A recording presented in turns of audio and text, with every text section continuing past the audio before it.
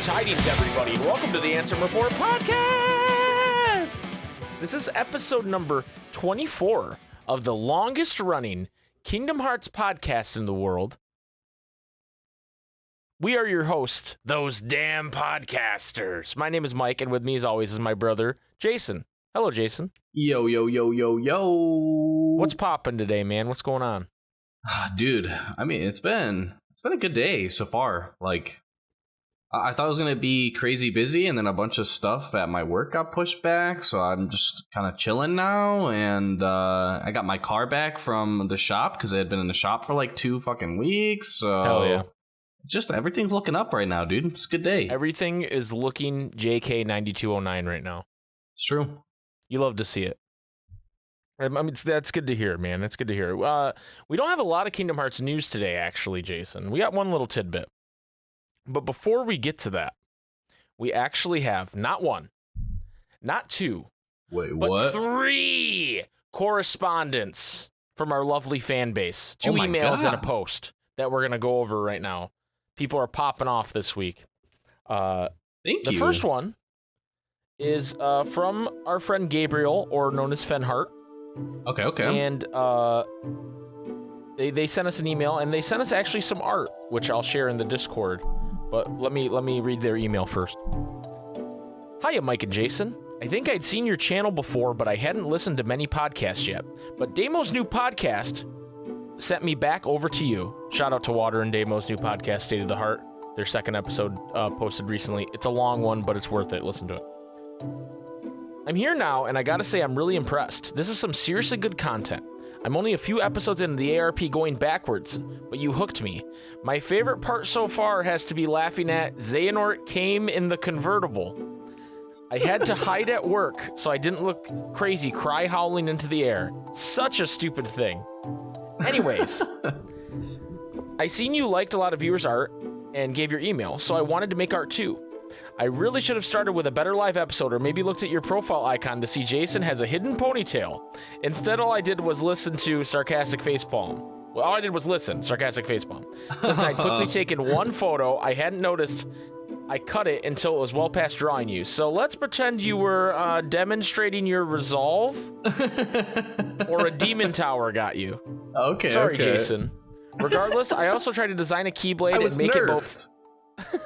make it both spikeful and Ghettious. I added that one viewer's Pepsi logo because I'm not to that episode yet, but it seemed to be meaningful. Also, the Monopoly Man is a keychain for obvious reasons. There's a blank version and a colored version. I suck at coloring, so forgive. I hope you like the drawing. Thanks for scratching my cage itch. May your heart be your guiding key. P.S. Please be nice to Egg. I haven't met him, but so far I like his answers. Almost integral to the channel. The little troll bastard. Hashtag Road to Twilight.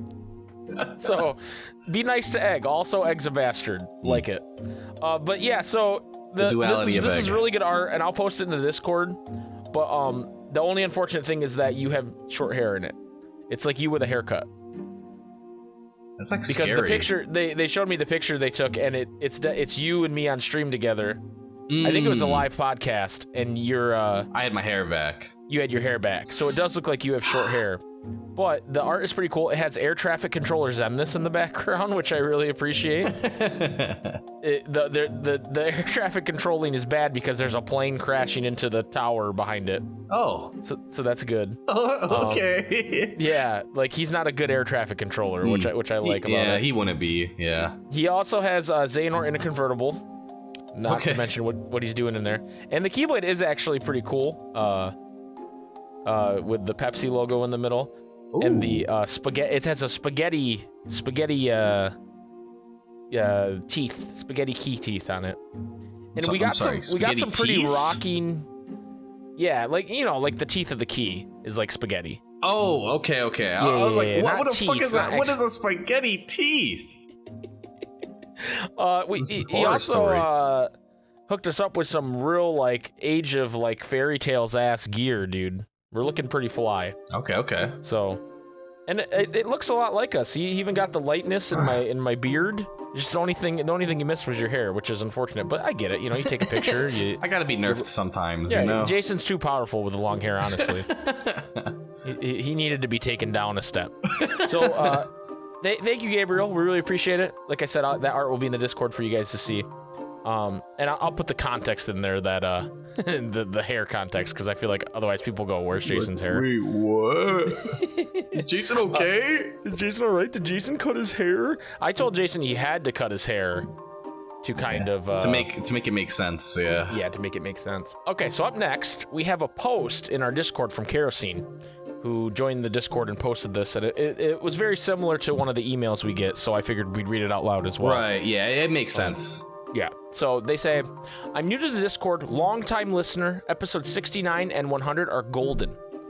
Congratulations on season 2. I have a juiced day listening to the ARP during the work week. I enjoy the engaging segues of very intricate and some overlooked facts on lore and fandom to keep us going completely poggers when we hear Jason say the famous ending line of the podcast. Legendary. The Super Spaghetti Bros keep the good times rolling with great laughs and over-the-top podcast. Cutting to the chase, these guys are someone you'd want to sit down, have a beer with because they seem so cool. Aww. From one fan to another, I would highly recommend this podcast for all, giving them a 5-star. I have a 2-year-old daughter, and I grew up on Final Fantasy and Disney. I'm just playing through BBS KH1 and KH2, and she loves the connection of Disney characters and worlds. I have very fond memories of my own of the series, so I can extend my knowledge to her on all things Kingdom Hearts that I liked as a kid. Speaking about family, I enjoy the podcast having 2 brothers that love playing Kingdom Hearts, not to mention the community you've created is greatly appreciated for newcomers like myself who've never posted before. I stumbled upon this podcast thinking about the future of KH3 and put in the search, found you guys. 100% will return each week just to hear Mike say, Mommy. I returned to the ARP to get the best content available to me from the longest running Kingdom Hearts podcast. No brainer that Mike and Jason will keep me coming back for more. Time well spent. Oh, thank you, Kerosene. That was very sweet and nice of you. Very flattering. Very flattering. Also, yeah, I mean, we could sit down. I can't have beer, but we'll have another drink. You know, meet us at Reconnect. Is beer on your no no-list? Yeah.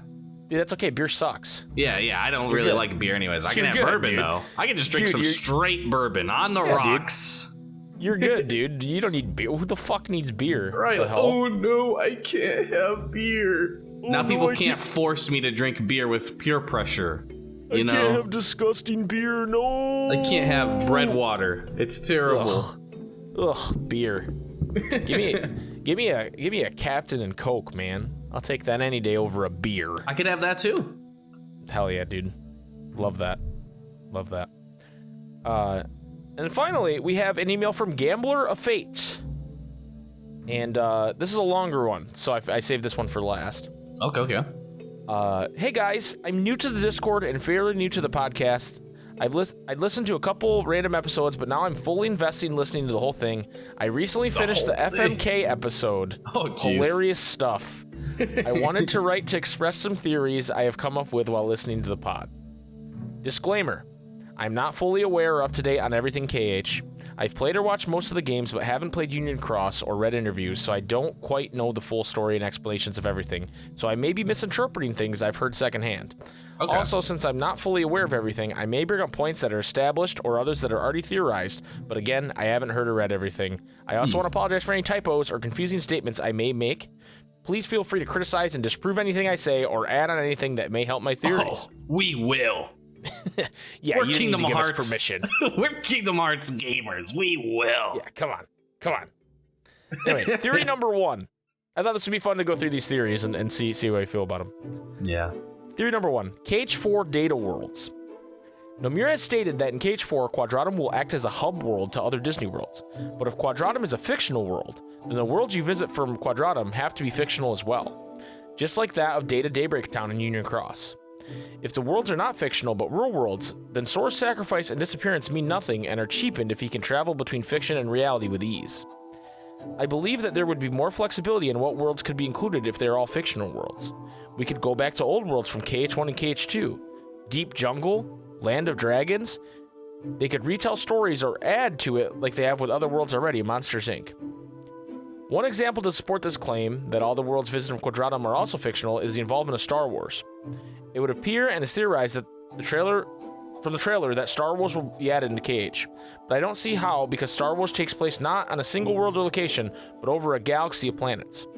From a gameplay and cage lore perspective, it wouldn't work to play through a Star Wars movie or show because you'd have to travel across the galaxy to different planets.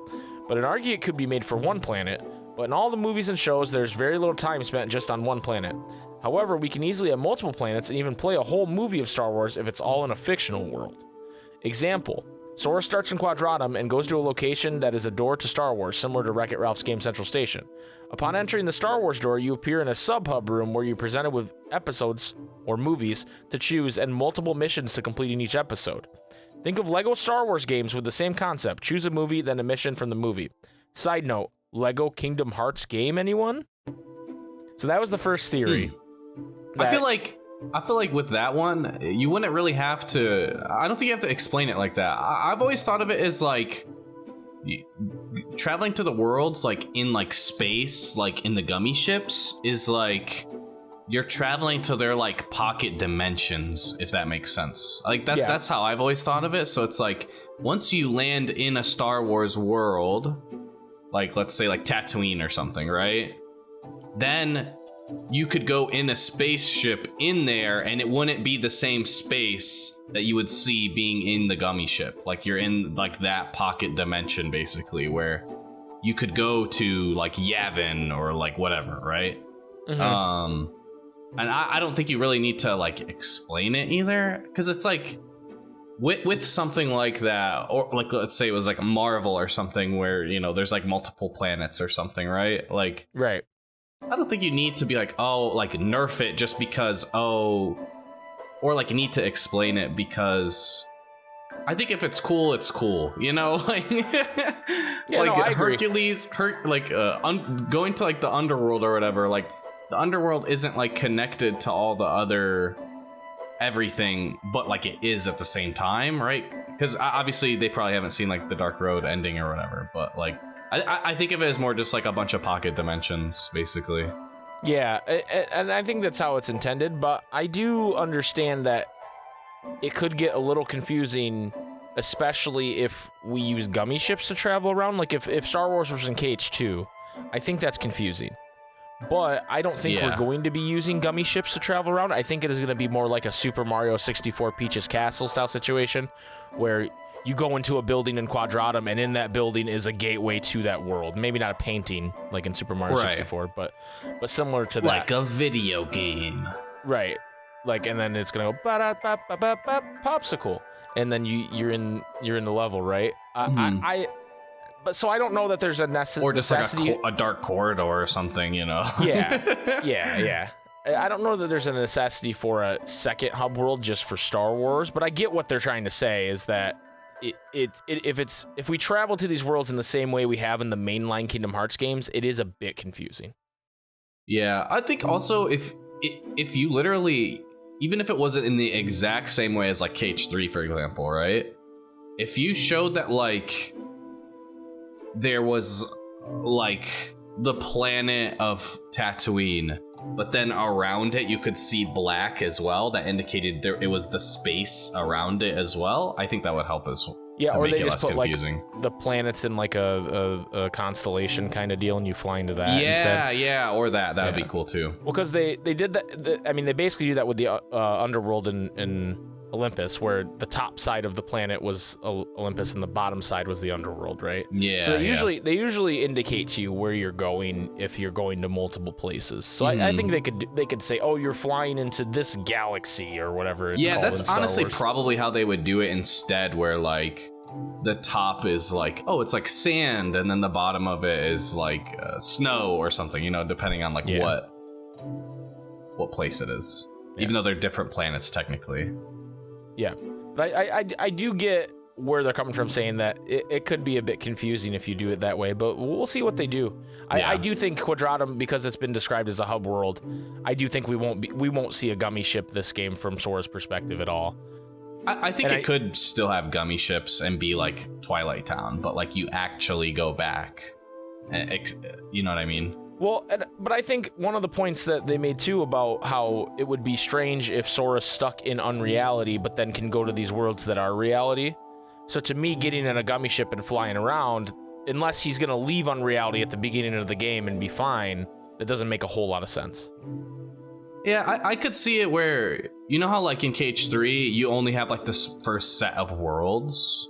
Yeah. I could see it being like that, where you have one like map where it's like places that are in unreality, and then at some point Sora, like partway through the game, Sora's able to go back, and then that other world map would then be like Disney worlds or whatever. You know what I mean? Like yeah, for sure.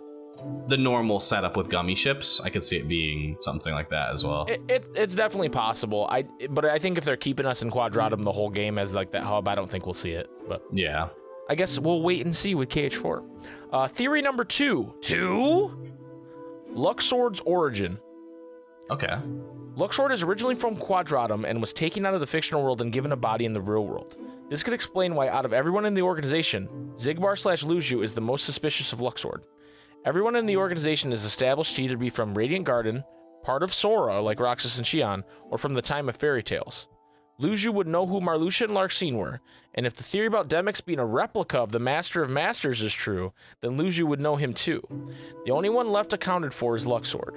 Luxord was taken out of the fictional world and was added to the organization out of seemingly nowhere, and that's why Luxu doesn't know who Luxord is even after being around him since the beginning. But who found Luxord and took him out of fiction and into reality, and to what end? The Master of Masters, maybe? What do you think about that theory? I feel like a lot of people definitely agree that, like, we think that Luxord is from Quadratum, right? Because you have the scene where Xigbar is like, the real question is, who are you, right? Right. And if he's literally been there swapping bodies the entire time, it's not like he would know everybody in every single world, right? But to like then just become like of importance all of a sudden, you'd have to be like, okay, who the hell is this dude? And then like not being able to find it out. I feel like Quadratum is like a very likely answer. Yeah. Which then makes me feel like he's the only one from there too, because like I feel like he would be suspect of Demyx as well. I don't know. Maybe not. And maybe my thought is that he's not suspected Demyx because how important is Demyx overall? Not very. No, yeah, he's pretty lame. You know what I mean? He's pretty inconsequential. I don't think he's a clone of the Master of Masters or whatever that theory is, but I think he's from Quadratum as well. He's just not important, and that's why Luxu's not like questioning him, like who are you? You know? Yeah. I mean, what was the quote Nomura said? Someone asked about Demyx, and he said, "Well, he's certainly there." So it was like something like that, like. And a lot of people read that as, oh, he's not revealing what's going on with Demyx, and I read it as, why are you fucking asking me about Demyx? Like, why is this important to you? So, we'll see. But I definitely do think that Luxord is from Quadratum. Yeah, I also read it the same way you do, where, you know, Demyx didn't get the same treatment as, like, Zaldin and Lexius, but he almost did, you know, like, he was the comedy, like, he was the comic relief a little bit, you know, to make it a bit more lighthearted when, during all the scenes where there's, like, oh, this is, what are they called? I can't even think, like, the replicas or whatever, like, he's, like, bringing the bodies around and everything, the vessels. They needed somebody to turn on the real organization. And you look at who's in there, and you go, well, none of this makes sense for any of them except then they kind of all do, though. well, right, but it doesn't really make sense at that moment for anybody but Luxord and Demyx. And then if he had this plan for Luxord, it only makes sense that Demyx is there. Yeah. Right. And he's, like, known as the, like, most lazy, cowardly organization member. It makes sense that he's the one that would, like, flip-flop. Yeah, for sure. Yeah. All right, final theory, number 3, Master of Masters plan. This theory is one where I need help with due to my lack of Union Cross understanding, but I'll try my best now and hope that it can be corrected or added to later. So my theory is that the Master of Masters plan is to ultimately defeat the 13 Darknesses. How does he do this? With Sora. First, we establish where are the Darknesses. 7 are trapped in Melody of Memory. No, that's not what I wanted to say. 7 are trapped in the Masters. I don't think that's true. But anyway, we'll keep going. Luju and the Foretellers. 1 is Vanitas, who is now defeated. 4 were trapped in the data world with player, and the last one, I don't know where it is. Maybe someone else can fill that info in for me. Second, we need to talk about Luju's role. I theorize that Luju's role is to, 1, obviously travel into the future, thus giving the Masters the knowledge of the future, but 2, to find a Keyblade wielder / chosen one who has the ability to overcome and defeat the darkness. However, that Keyblade chosen one must also die. Luju's role is fulfilled when Sora proves himself to be able to defeat the organization twice and gain control of the Keyblade. Then ultimately Sora sacrifices himself to find Kairi, and thus Sora dies, fulfilling Luju's role. Now to Sora's role and the setup for Cage 4. With Sora dead / lost, the Masters finds Sora's heart in the final world and transfers it to the data world. This has proven to be done before because Sterletia was killed but is now found in Quadratum. She died but is transferred into the data world. Now so is Sora. But to what end? Because the data world is where 4 of the darknesses are, and this is the safest way to defeat these 4 darknesses. Safest because without the original idea that the Dandelion leaders were to be the hosts, new hosts were needed. Why not data hosts? My theory is that in Cage 4 will be Sora fighting and defeating the 4 darknesses in the data worlds. Ultimately, Cage 4 ends with Riku finding Sora, but 1 or more of the darknesses escape back to the realm of light, thus setting up Cage 5. Eventually, maybe Cage 5 or 6, Sora must battle the Foretellers, Luju Mom, and the remaining darknesses to finally defeat darkness once and for all. So I think because there's some missing context for Union Cross and Dark Road, I don't think this one's as accurate. Or as likely, and that's okay. But I think it's very clear. They make it very clear that the Quadratum is not a data world. Yeah, right. They would just call it a data world. Like he very much says, it's unreality, it's fiction. I think where the connection is getting a bit mixed up is how okay, so they're in Unicross, and because they don't have the Unicross thing, or they haven't watched it or played it or whatever. They're in the data version of Daybreak Town, and then in being in the data version of Daybreak Town, then one of the data / dream worlds that they connect to ends up being Game Central Station. So it could be if you're in 2 different layers, that's how you can then connect to the other side somehow. At least that's kind of how I read it, right? And I think that thinking about how originally in Unicross, because they were in a datascape, that's how they were able to access it in a way. And that specifically Game Central State, I don't think that it's any data world that is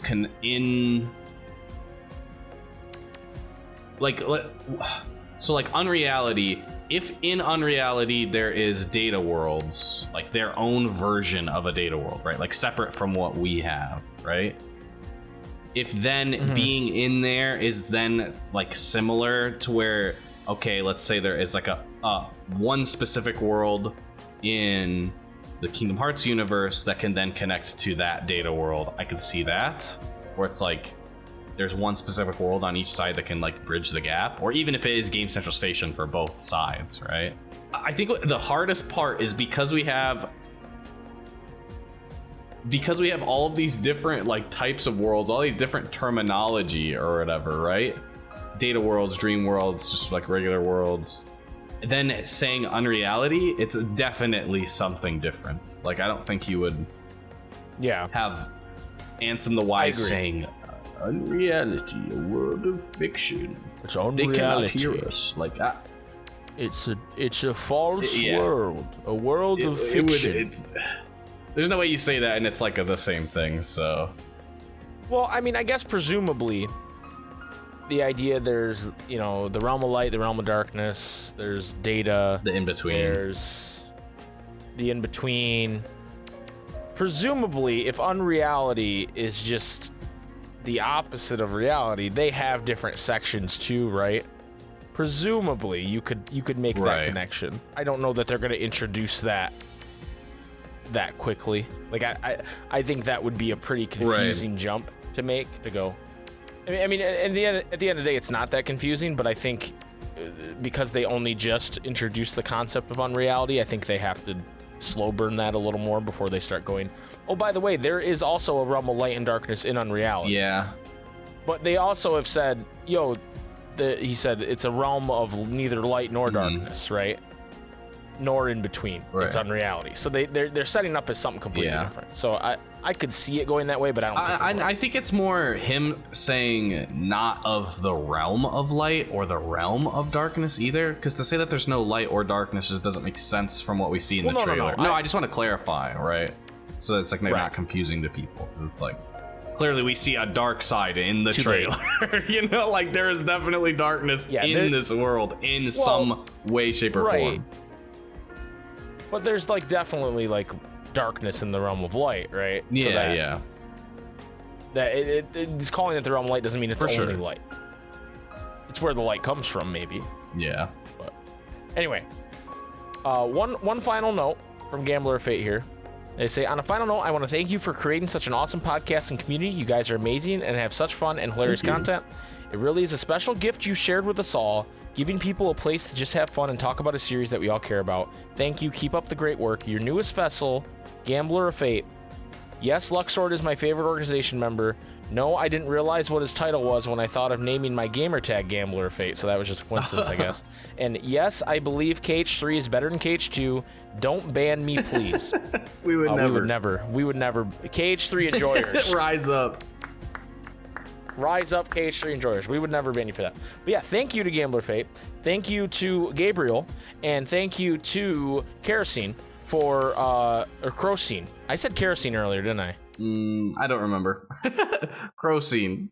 If I said Kerosene earlier, I definitely meant Crocine. I just read what I wanted to read, I guess. But thank you three, for sending us that stuff. You guys can always email us at answemreportpodcast@gmail.com. Theories, art, just discussion, just whatever you guys want to email us, hit us up. We like interacting and reading that stuff on air when it's possible, and so we really appreciate you guys doing that. One last little little tidbit, Jason, that I wanted to talk about before we go to break.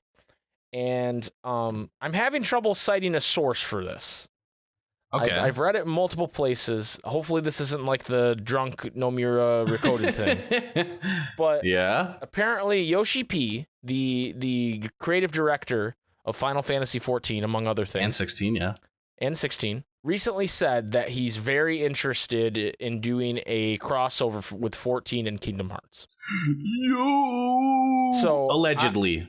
Allegedly. I've seen multiple people say this. I know they have a live stream they do where they go over like what kind of the roadmap is for 14. Yeah. And maybe he said it during that. Allegedly.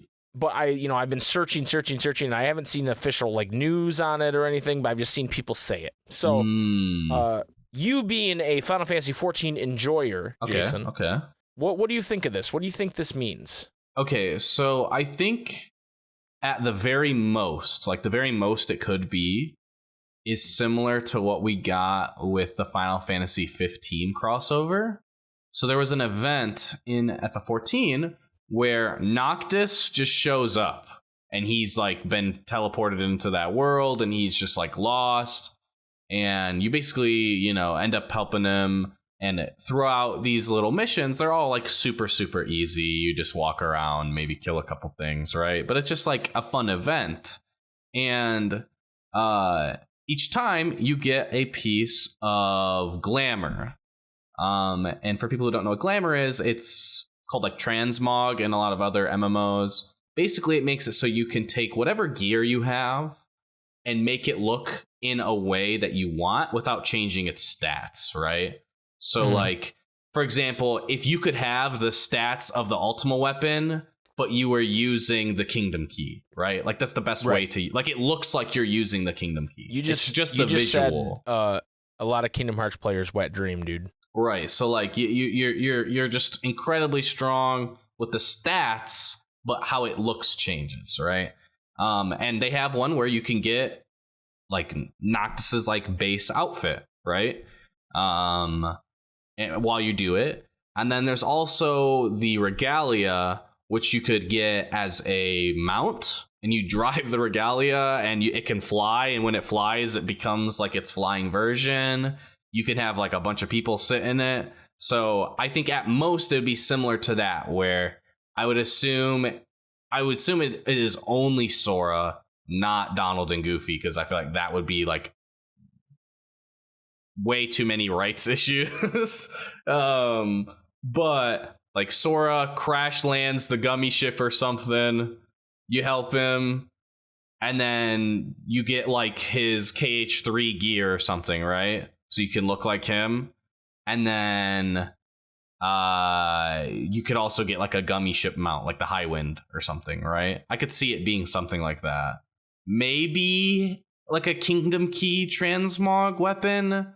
The weapons are like, because there's like transmog for like, you can look just like Cloud, you can look just like Squall, like there's a bunch of ones like that for like pretty much every Final Fantasy, right?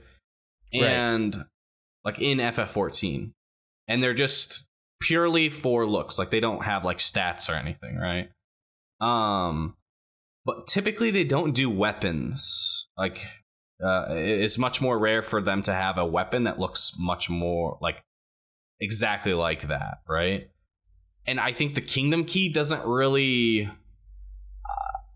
it doesn't really work for any of the classes. The only two I could see where it might make sense a little bit would be either as like a paladin or as like a red mage, like one of the two. Maybe that's like a maybe, but so yeah, that's I think at most Sora shows up, you help Sora, they give you some cosmetics, and maybe there's like a Kingdom Hearts mount, like the Regalia. What if it's Roxas instead of Sora? Because they want to make it canon to Kingdom Hearts, and Sora wouldn't make sense because he's trapped. Okay, yeah. But Roxas is looking for Sora. I could see it being something like that, where like it's somebody, but they're in the black cloak, and then the black cloak is a transmog. Oh yeah, that'd be cool. I could see that. Or if it was like Terra or somebody, and they're like in their armor, I think that would be cool. Terra, Aqua, and Ventus, and the Realm of Darkness is where FF14 lives. It's true, yeah. Yeah, because that's where all you FF14 players live. I know it. I know you're in the Realm of Darkness. Yeah. Yeah, either way, it'd be cool. It would be really cool. I'd love to see it. I'm not a 14 enjoyer myself, but I'm glad there's a lot of people out there that are, and from what I understand, it's a pretty damn good MMO, just not my thing. Yeah. But and honestly, like I don't even really feel like it's a super MMO. Like it's a very single player MMO for like a long time. Like you're pretty much just playing a Final Fantasy RPG for like a lot of it, and then here's a dungeon you do with a couple people, and then back to single player, baby. We're watching cutscenes. Like there's so much cutscenes of that shit. Yeah. Anyway, so be on the lookout for that. Maybe that's something that happens soon or not. 14's still going strong, so any kind of exposure Kingdom Hearts gets, I'm down with. Hell yeah, it would be really cool. We're gonna take a short break, and when we come back, we're gonna do the question of the week, which was one that me and KH Waterblock teamed up on, and that's it's not really a Kingdom Hearts question, but I really like this one. What is your favorite genre of video game, and give us three favorite video games in that genre. So we're gonna do that when we come back. We'll be right back.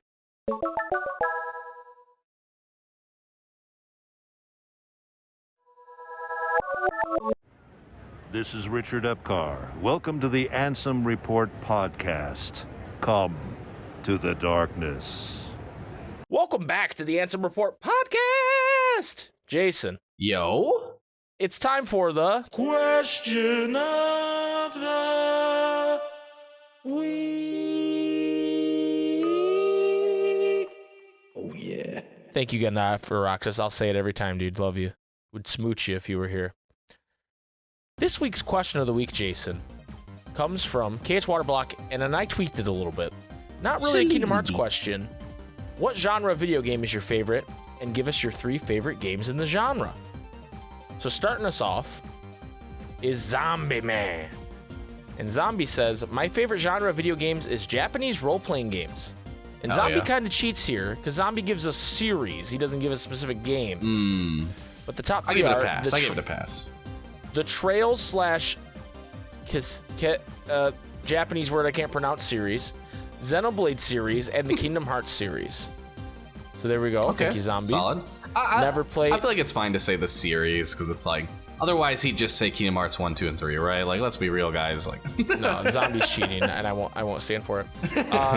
The Purple Edian says 3D action adventures are definitely a banger of a genre, specifically where you have a bunch of mobility and moves allowing you to zip around while you fight. A key part is being able to get creative with how you use your options in both travel and combat scenarios.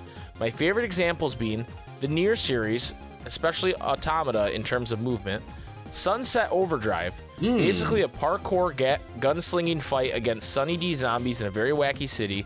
You get to grind on or hang from power lines with a crowbar in one hand while shotgunning the neon undead with the other. And Kingdom Hearts, y'all knew it'd be here from that description.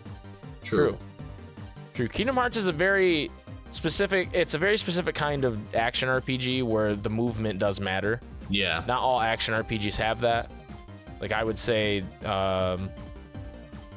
no, I mean a lot of them do, but a lot of them don't. A lot of them don't have that. So it's very specific in that. Chris McKay says, favorite genre is probably stealth games. I don't know if I'm getting the name right, but basically games that have stealth elements incorporated. Favorite games from the genre, in no particular order, are Sly Cooper 2, Band of Thieves, Assassin's Creed 2, and Metal Gear Solid Snake Eater. Yeah, I never played. I really like stealth games too. I never played Sly Cooper or a Metal Gear game. I tried 5. It's just I felt like I was playing a goddamn movie, dude. Like I was like, you can't start from 5, dude. When am I gonna play the game? And then it's like, obviously it's done well, but like it just speaks to how the fidelity of the game is. But there would be times where I would have no control, right? And I'm just watching a cutscene, and then I have control again, and I died because I didn't know I had control. Yeah. It's like, wait, what? Oh, I was supposed to be crawling forward this whole time. I think starting with 5 is a mistake. Because that's similar to Kingdom Hearts. Is a very long-running series where the story can get a little bit out there. Yeah. Kojima's pretty nutty at times. So, yeah. Even though people say 5 is the best in the series, and I think 5 has the best gameplay of the series, I just think starting there. Yeah, I've seen like the open world ass part of it too, where you can just like mess around and it feels very like Just Cause, you know, where you can kind of just do a bunch of wacky stuff. If you think 5's bad though, I've heard 4 is almost literally just a movie. Like the amount of cutscenes in that game are insane.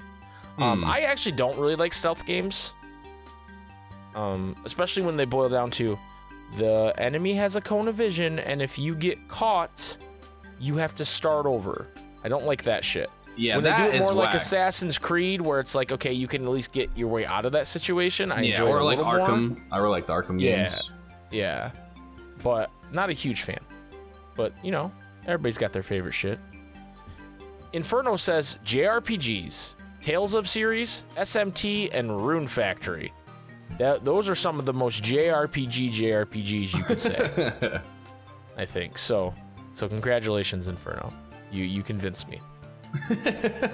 Cheery Theoden says, I'd have to second 3D action adventure if for no other reason than I can't think of another genre name for such a broad type of game.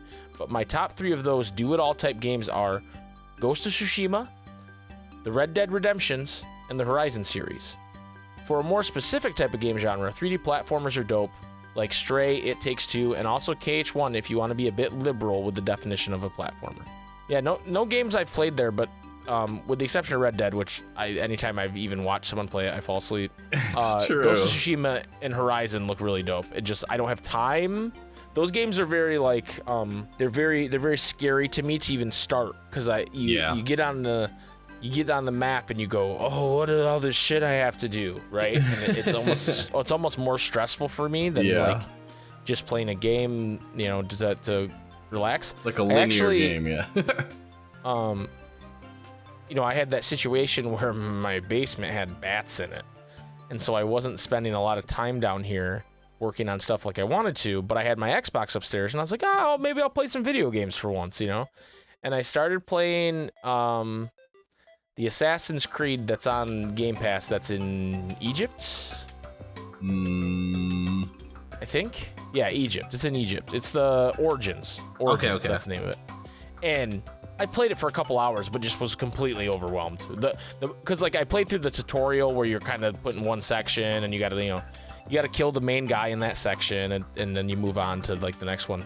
But the map they opened up was so fucking large. Because it's just like the fucking desert. Yeah. And you're just riding a fucking horse around or a camel around. Yeah. And it's like, I had to stop. I was like, this is too much for me. I don't have time to do this. And I don't want to get more invested in the story and then not be able to do it. Right. So, yeah, those games are just a little much for me. But they look cool. You're fond of me lobster, ain't ye? Says, easily MMOs because I love having no life.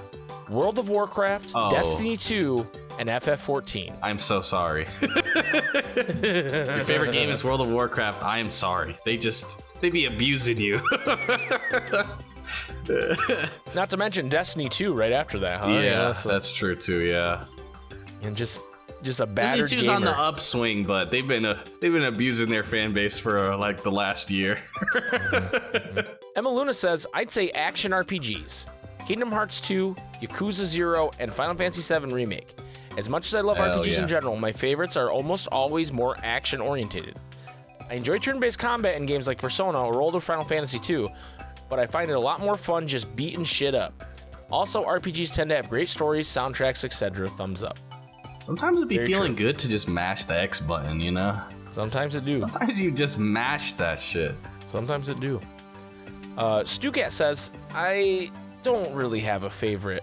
I kind of play everything and love it. I play a lot of platformers, both 2D and 3D, and a lot of RPGs. For favorite, I guess it's between those two, but the top 3 platformer/RPG games, so we're cheating again, is Hollow Knight, Kingdom Hearts 2, and Super Mario Odyssey. Ooh. Mario Odyssey is a fantastic game, and I feel like somehow people very underrate Super Mario Odyssey. Yeah, I can agree with that. It's such a banger of a game, but I feel like it's an incredible game. I feel like I don't see people talk about it as much as they talk about like Breath of the Wild, which like Breath of the Wild is super goated, but like I don't know, that one was more completely different than what Zelda had been, right? It was such a fresh take on Zelda, where this is just the best version of like Super Mario 64. Yeah, the cream of the crop. Pristine. They just took what Mario was in that 3D space and just made it the best possible. Like so good, so intuitive. Like you have so many different transformations and stuff from the hats, but you instantly get it every single time and it feels really good. Yep. Very, very incredible game that people don't talk about enough. Which seems crazy to talk about Super Mario and go, this game isn't talked about enough, but it's the truth, man. Yeah. Like that game should be in the same it's conversation so big. Like with Breath of the Wild. We definitely didn't do everything in that game. Like it's definitely so. I think we had like 80 episodes of our Let's Play on it. We played it so much. And we didn't do everything. We should go back and play on stream sometime. That'd be fun. Yeah, I think so too. Swirls Barkley says his favorite genre is Call of Duty. Modern Warfare 2 2009, That's not a genre. Modern Warfare 2019, and then Modern Warfare 2 2022. That's a lot the of last twos. one is only in last because it's not released, but it's Game of the Year copium. Those swirls. Thank you, It's gonna be Swirls. so bad when that game launches badly, like Overwatch 2.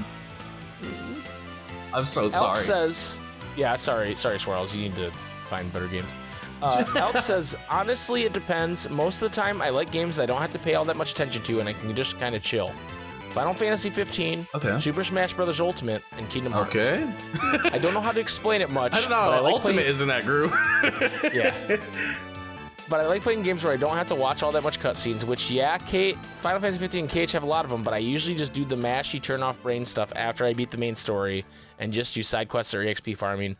Overall chill stuff that keeps my hands busy. Yeah, I really like the end game in those type of games, right? Like, when you're I don't know. I like grinding the synthesis, or like going for like the ultimate weapon, or like the end game in Final Fantasies and stuff. Doing the enchantment in Skyrim. True.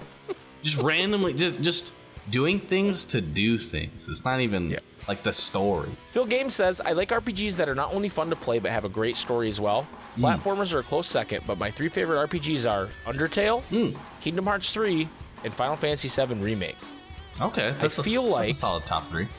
I feel like that's like a pretty comprehensive list for a lot of people. Yeah. I think Phil Games, not to like say he's being unoriginal or anything, but I just think a lot of people would have that same list. Yeah, those are just clearly 3 like S tier games, right? Like, yeah.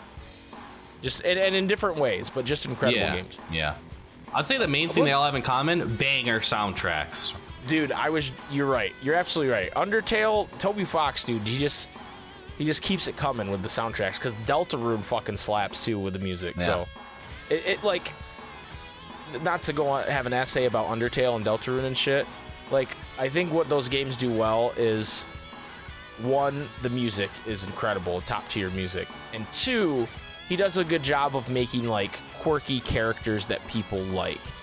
You don't play Undertale or Deltarune for the gameplay necessarily. It's there. Yeah. But I'm That's not definitely the weakest part. Man, I want to it's not dodge bad, those bullets. But it's the weakest part, in my opinion. It's like, you definitely play those for the story and the music, because the music and the is interactions, yeah, and the characters. Oblivion says, are quirky games a genre? I'm not sure how to describe it. If not, I would say maybe JRPGs, even though I haven't played many different series yet. That's probably the most quirky, yeah. What I mean by quirky games might be answered when I say the following. Okay. 1, Kid Icarus Uprising. Okay, yeah, 2, that's quirky. Bug Snacks. 3, Splatoon 3. Yeah, those are all real quirky. That's true. They're a bit quirky. Yeah, that's right. Yeah. That's the genre. I'd agree.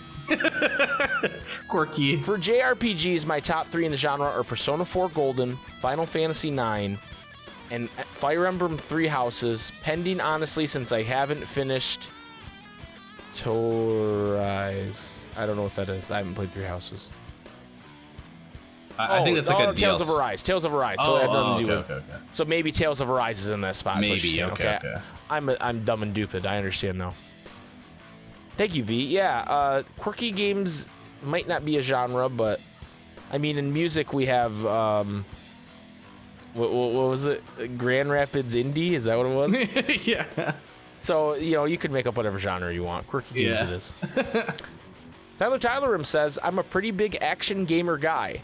Timing buttons for combos and the like just all flow pretty well. My top 3 would be Yakuza 0, Marvel's Spider-Man, and Bloodborne. That's an action game, right? I don't know what else it would be. Yeah, I don't know. I don't know what else it would be. It's a Souls-like. I don't know. It's not a real genre. They get their own genre. Yeah. Chazale says, I know people hate this genre recently because there's been many bad games about it recently, but my favorite genre is open world games. My favorites from it are Fallout New Vegas, Breath of the Wild, and Yakuza 0. Those are all... I mean, I haven't played Yakuza, but the other 2 games are pretty good. ATK324 says, roguelites are some of my... Roguelikes, I'm sorry, those are 2 different things. Roguelike and roguelite are 2 different things. But they say roguelikes they're are some of my favorites. They're pretty much the same. Hades, the most impressive and addicting game of 2020. Yes, even above the AAA titles of that year. Yeah, it's Slay the so Spire. good. Unfortunately, it doesn't have DLC, bro. Like, what the hell? Right. Yeah, kind of cringe. Take my Slay the money. Spire, I'm not sure how many hours of my life have been spent in this title, but should probably be mentioned in my eulogy. And FTL, giant alien spiders are no joke. Wait, what's FTL? Faster Than Light, FTL. It's a roguelite where you start with a ship, and then you have to like travel, and then aliens can invade, and people really like it. I've never played it. Yeah, I never heard of it. Yeah, you should check it. You might like it, actually. You should check Probably, yeah. I like roguelikes. it out. Zethis says, action RPGs, ? Kingdom Hearts is a whole series. Each game is its own different take on an action RPG, which is why I can't just pick one. Shadow of the Colossus. I don't know if this counts as an RPG to most people, but it does to me. And Monster Hunter also has a series. Monster Hunter Rise is definitely the most fun, but I don't own it. Whoa. So I would say, if people say Zelda are RPGs, then Shadow of the Colossus counts as an RPG too. Yeah. I don't necessarily think Zeldas are RPGs, but people constantly say they're RPGs. So I don't know. if we're gonna count, yeah, they're like an action adventure game. Yeah. Right. to me. But people are like, oh, my favorite RPG is Ocarina of Time. And I'm just like, okay. Yes, technically you're playing a role, but like, like yeah, the role to play. The role is Link. It's not, I don't know. The role is Zelda. You're playing an action-adventure game. Yeah. But yeah, if we're going to count Zelda as that, then Shadow of the Colossus counts. Mailman CEB says, I'm going to cheat and instead say my 3 favorite genres and favorite series from each one. Cheater. Motherfucker. Fighting, Street Fighter. Single-player adventure/story, Shenmue. And rhythm, Dance Revolution. Oh. I haven't played some DDR in a minute. That was straight fire. My DDR era. It was a long time ago, but I remember it. Sean says, I don't know, man. I just like shit except Siren. Sean's out of... What is Siren? Who's Siren? Yeah, who the hell is Siren? What do they do to you? I don't know. Gates Waterblock says, anything with an open world/sandbox. So probably Minecraft, Assassin's Creed Odyssey/Valhalla, and Watch Dogs 2. Hey, yo, Watch Dogs? Watch Dogs. Watch Dogs good? I don't know. Dogs. I feel like I heard terrible things about Watch Dogs. I don't know. I actually heard 2 is really good. Okay. It's 1 that's kind of cringe. Oh yeah, from what I understand. It's like 1 was like buggy as shit. I remember the homie Dom streaming the first game to me and just constantly breaking the game and not even on purpose. Yeah. Billy the Kid Lawrence says, my favorite video game genre is JRPG. Go figure, right? My top 3, considering the question just says game and not overall series, are 1, Kingdom Hearts, 2, Kingdom Hearts 2, 3, Kingdom Hearts 3. What can I say? I'm a sucker for all things KH. Well, why else would I be here? I guess this really was a Kingdom Hearts 1, for me at least. Honorable mentions, anything outside of KH3 that includes my girl Aqua. Mommy! Thank you, Billy. Never change, Billy. DP Grant says 3D platformers. Sonic Adventure 2 or Kingdom Hearts 1 if it counts as one. Jack 2 and Sly 2. DP Grant really likes the sequels. Richard says, gotta say, favorite genre is RPG/JRPG. Top 3 in no order because they are all goated. Bloodborne, Kingdom Hearts 2, and The Legend of Zelda Wind Waker. See, I don't know, guys. That doesn't see two of those things. One of those things is not like the other two. All right, I'm just saying. It's like 2 truths and a lie. Right. Yo, I picked Link's loadout and I leveled up his attack. Wait, my Link is a mage. Orpheus Joshua says, I live and breathe MOBAs. Dota 2, shut up. League of Legends, and Arena of Valor are my shit. I'm a top player in each. And V says Valor the same thing you said. discontinued? OJ, shut the fuck up. Yeah, true. We all know it's like Yeez, Tails, and Trails, bro. Right. Tails and Trails. Tails and Trails. Oh no. Librarian Gamer says JRPGs for sure, though I play quite a bit outside of that. Top 3 classics are Final Fantasy VI, goated, Chrono Trigger, goated, and Super Mario RPG, goated. I added the goated, by the way. Yeah. All 3 of those games are fantastic. Straight goated. Straight Super Nintendo goated RPGs. SB Crash, Donkey's brother, says, my favorite genre is RPG/JRPG. My favorite 3. Final Fantasy X surpassed Kingdom Hearts 2 as my favorite game of all time. Kingdom Hearts really 2. Great game, but I'm not a bootlicker.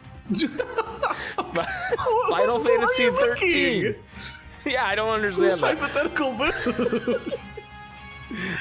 I don't know.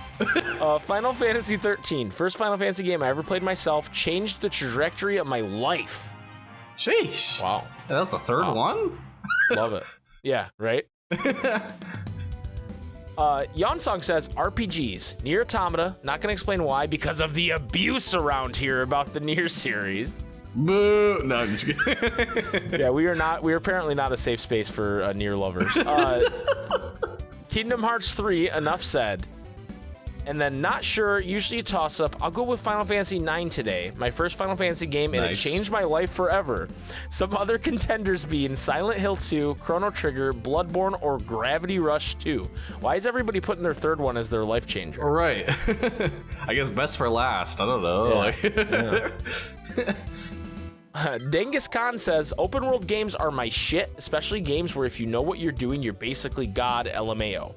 Or in general, games where I can relax and explore and play at my own pace and mainly just do whatever I want. I hate being confined by progressive levels and hallway simulators. Top 3 have got to be Mad Max, Breath of the Wild, and probably Infamous 2, brother. Konnichiwa. Thank you, Genghis. Konnichiwa, brother. Konnichiwa, brother.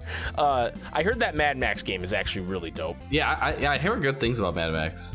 I've never played it, though. Gavin Dotson says, I'm a big turn-based RPG guy. Final Fantasy IX, Undertale, and Amori. KH2 is probably my favorite game ever, but there's not a whole lot of action RPGs outside of KH series that I could say that I really love. There are definitely other RPGs/JRPGs that I like a lot more than the 3 mentioned, but I really wanted to narrow the genre a little more than the general RPG or JRPG. Role-playing games are almost every game nowadays. That's true. I find myself going towards turn-based RPGs primarily for the amount of attention the story gets in those games. I've definitely played games outside of the turn-based RPG genre that have fantastic stories, but the level of ease for entry to game development makes this such a ripe genre for experimental storytelling. Sure, I love having fun with the gameplay in video games, but I'll gladly take a gameplay system that has been used over and over again if it means a phenomenal story with great characters. True. All right. Now we have Egg of She-Hulk Piss, or Egg of Dog, if you're nasty. And Egg says, I like games where you hit things real good. Yakuza 5, Lost Judgment, and KH Free. Eat shit and die, Yakuza 0 fans. Additional PSA, everyone be sure to tune in next Thursday, October 20th at 3 a.m. for the 10th and final episode of She-Hulk. It is not ending this week. She-Hulk haters die, but I will live forever. Egg. What are you Egg, I was told to be nice to you, but you're making it really hard, dude. What are you even saying? Because the last episode of She-Hulk will already be out by the time this podcast posts, for one. And two, he's holding on to this narrative that there's a special 10th episode. What? I don't get why. Maybe there is, Maybe I'm wrong, but Egg's way, dude. Egg's losing his mind, guys. Anyway, final answer here from Zaltrex. Good grief, I almost missed the question of the week. After my controversial answer last week, I've heard the ARP historians are going to be referring to it as the Terra Aqua Kiss Gate. That would have been humiliating. Anyway, I guess my answer this week would be the adventure genre. My favorite games from this genre would be The Legend of Zelda Skyward Sword. I'm not clapping for Skyward Sword. I'm clapping for Zaltrex that they labeled Zelda properly. Number 2, Minecraft. And number 3, Skyrim.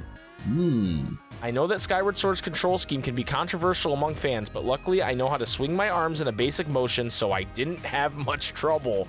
Yikes! Get fucked, everybody who hates Skyward Sword. I will say though, Skyrim's kind of an RPG, but if I'm really playing this role as genre snob, Skyrim's definitely an RPG. But anyway, it's an adventure RPG. Sure, yeah. Anyway, Jason, what's your answer to this question? Okay, I'm torn between saying like open world survival type games or like looter shooters. You do like looter shooters. That's what I'm struggling with right now. Okay. Because when I go and look at my Steam account, if you went by time spent, it is hands down open world survival games. Mm-hmm. But I feel like those games lend themselves to being played longer, though. Right. Like if like my top 3 like open world survival like games, like it is an insane amount of time. But then also looter shooters is an insane amount of time. Like those are definitely my top 2 played. But the thing is with both genres, I feel like I only have like 2 that I really put in my top 2 favorite. Like I don't have a solid third. Like there are third ones, but because it's like, okay, so for looter shooters, it's definitely Borderlands 3 and Destiny 2. And then I don't have like a super solid third one, you know? Like I really like Borderlands 2, but it's just like a worse Borderlands 3 to me, right? Right. Like the engine, the actual gameplay. Like story-wise, obviously Borderlands 2 bodies 3, but like I play the story like a million times when you play 2, right? So it's like then with like action or not action, like open world survival, like V Rising and Ark Survival, I have like an insane amount of hours too. So it's like I still have a solid third for each. Like there's definitely ones that I like that you could put in the categories for all of them. Like Gunfire Reborn is really good looter shooter. It's also a roguelike as well, so it's like has a lot of replayability there too. But like I don't know. I guess that's my answer. Okay. I don't know. Okay. So I think I'm gonna say my actual answer is probably JRPGs, but I think that's boring because that's what everybody's saying. Yeah. So let me introduce you guys to the sim/builder aspect of Michael SpikeGhetti here. Okay, yeah. I was kind of thinking about saying that too. I was thinking, you know. Yeah. So I actually just pulled up my Steam because you said that, and I was like, I wonder. So my most played game of all time on Steam is SimCity 4. Isn't that interesting? That's very interesting. 124 hours. Not a lot. I don't play a lot of PC games, to be honest. Like, I'm sure there's like console games where you can find a lot more hours put in. Yeah. But then right after that is Parkitect at 115 hours. There's Vampire Survivors. Well, this is crazy. Parkitect, 115.8 hours. Vampire Survivors, 115.8 hours. What? They're the exact same at this moment. But Vampire Survivors is only $3. That's true. Parkitect was like 15, I think.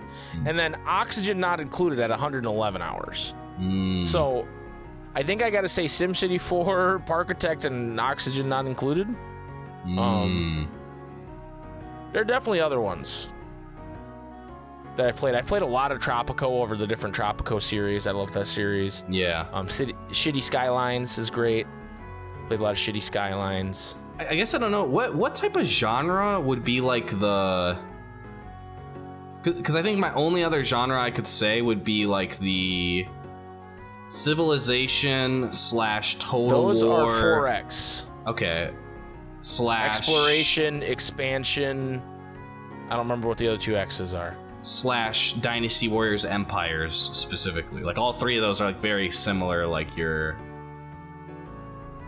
expanding and taking control like your resources. I don't think making bigger Dynasty Warrior armies. Empires would count as a 4X. I think that's more just like a strategy game. Yeah, like I would say like Empires, like when you play it, like when you play it on like hard difficulties, it ends up being essentially like a Total War game, basically. Well, right, yeah, but you're also doing some action gameplay to get to those parts, right? Right, right.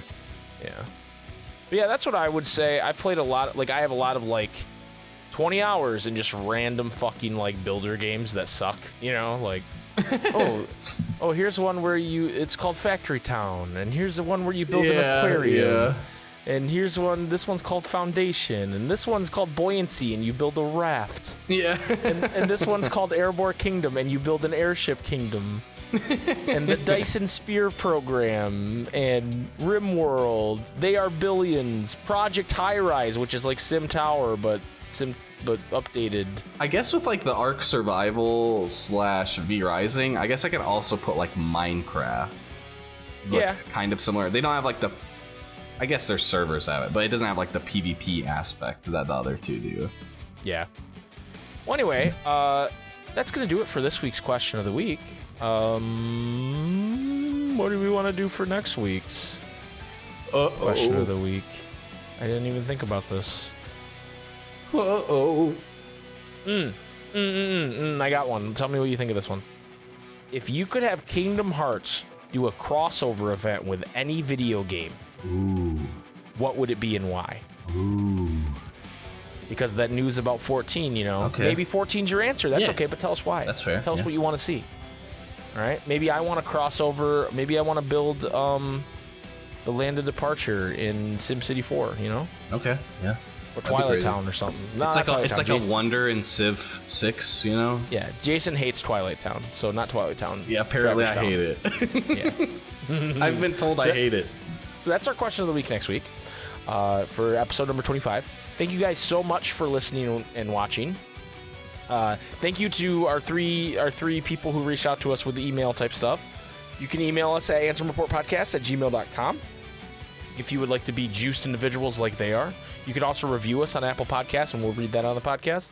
And if you haven't joined the Discord yet, really consider taking a moment and jumping in. There's a lot of friendly people here. There's Even if you also don't Egg know Dog. Discord, it's Yeah. we'll help you with We're it. nice. You'll understand it. We'll walk you through it. And, you know, we'd have a lot of different discussions in here about different media, movies, Marvel shows, TV shows, other video games, anime, music. We talk about a lot of different stuff. So, Yeah. it's a fun place to be. So consider joining. I think we have over 400 members now, Sheesh. which is a pretty big deal. Oh, yeah, well over 400. So that's a pretty big deal for me, at least. Yeah, that's so cool. Because I remember when we had 10, you know? So, Yeah. thank you to everybody who's joined and hangs out, and even if you just kind of lurk and look at the post and laugh at Egg Dog 7, that's fine too. You know, you Yeah, can do you that too. point and laugh. He just doesn't know, but you He doesn't- are pointing and laughing. Yeah. Well, we change his name sometimes. It's funny, you know. So yeah, Yeah. come hang out. Anyway, that's gonna do it for this episode. Jason, hit him with it. May your Wait, heart. don't do it yet. Don't do it yet. Don't do it yet. Hold on. One last thing.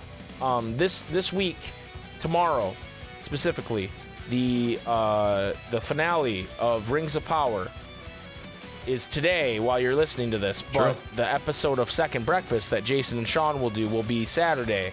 So look forward to that. It's gonna be a big deal. So It'll be really so fun. go check it out. Rings of Power. It's a fun. It's a fun show, and there's a fun podcast called Second Breakfast that you'll love. So, yeah, I wanted to shout you out. So Thank you. anyway, Jason, hit him with it. May your heart be your guiding key. Thank you. Now fuck off.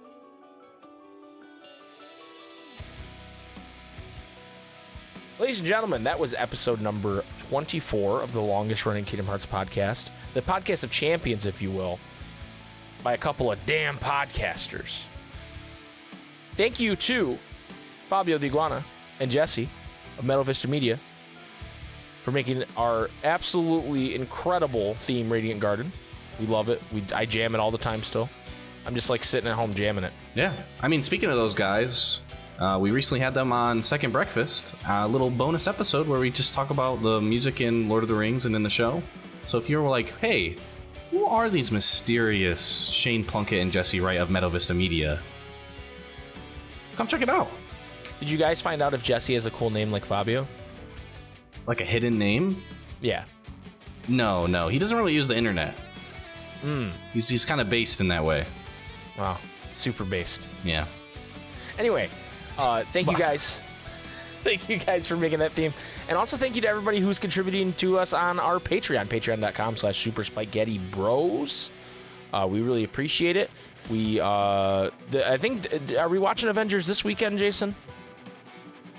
Hell yeah. Oh yeah, we're watching Avengers this weekend. So be on the lookout for the newest episode of Fine, I'll Do It Myself up there soon. And yeah, so let's go ahead and list off our patrons like we do every week. Jason, hit no, I almost said hit him with it, and that's what we say at the end of the show. Yeah, that's not That's right. not right. So Jason, why don't you start us off? Famous for nothing. Nesquik, which congratulations to Nesquik on his beautiful wedding and marriage. Yes. So proud of you. Congrats, Shout out dude. to Nesquik. Billy the Kid Lawrence. Corinne Verg. Dr. Lambic. DP Grant. SPCat. Gavin Dodson. Iron Aggro. Iron Daddy Sean. It's your boy Woody. Lisa S. Mr. Trumpeter 711. Swarls Barkley. Water KH. Zach P. Pokemon Trainer J. Elbow Juice. Panda Love. Frankfurt. Shane Plunkett. Unholy Dolphin. Vetus. What's up, Carl? Lands of Masters. Regular Pat. YT. Get Roxel. Jip 214. Warning. Librarian Gamer. Kyrie's Bro. Dick Butt 23. Afro Roxas. Travis Town Jr. Cheney. Phil Games. And Strawberry Mango. Thank you guys so much for contributing to Patreon. Even you, Dick Butt. Love you guys. Appreciate it. Like I said, we'll have some cool stuff up there soon. Until then, hang in there, and we appreciate the support. And we will see you guys next week for the Ansem Report podcast number 25. Bye.